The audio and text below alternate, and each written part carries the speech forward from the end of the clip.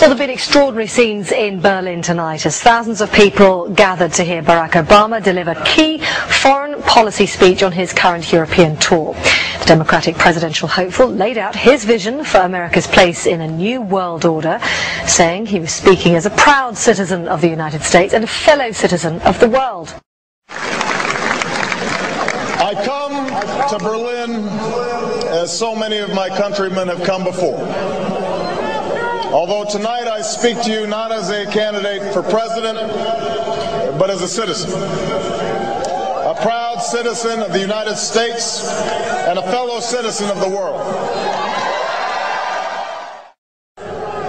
While the 20th century taught us that we share a common destiny, the 21st century has revealed a world more intertwined than at any time in human history.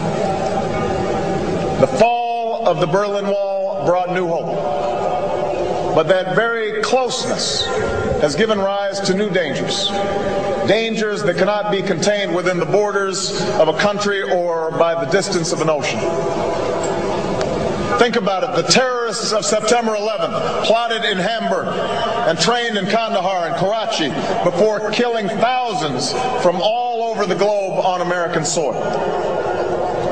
As we speak, cars in Boston and factories in Beijing are melting the ice caps in the Arctic, shrinking coastlines in the Atlantic, and bringing drought to farms from Kansas to Kenya.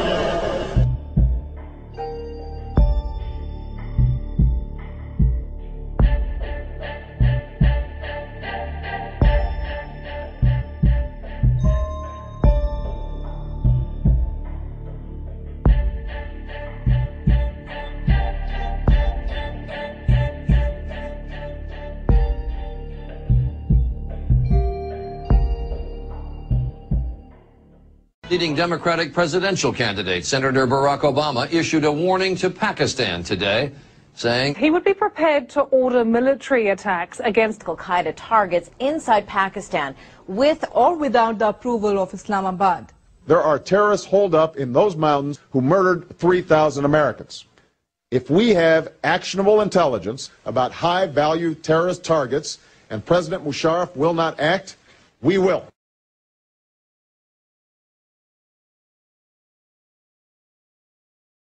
How do you convince people to change their lifestyle, to live differently, or to turn the question on its ear? Are voters ahead of the politicians on this kind of stuff? Do they get it and maybe the politicians don't? Well, I think that voters do understand it. I think it is important for us to send some price signals to change behavior.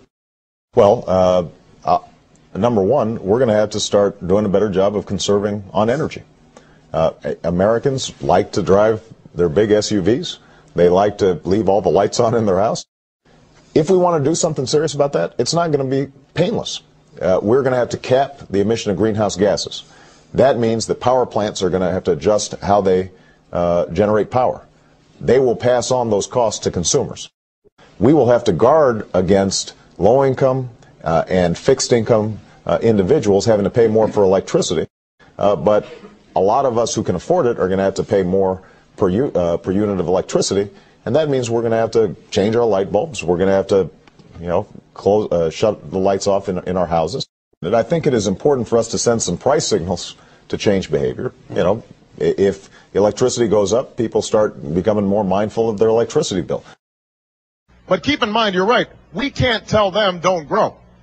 We can't drive our SUVs and, eat as much as we want and keep our homes on 72 degrees at all times, and whether we're living in a desert or we're living in the tundra, and then just expect that every other country is going to say, okay, you guys go ahead and keep on using 25% of the world's energy, even though you only account for 3% of the population, and we'll be fine. Don't worry about us.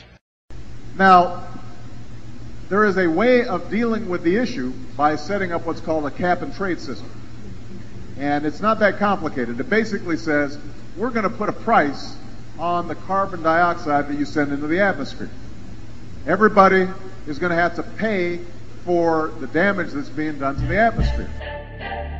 We cannot continue to rely only on our military in order to achieve the national security objectives that we've set. We've got to have a civilian national security force that's just as powerful, just as strong, just as well funded.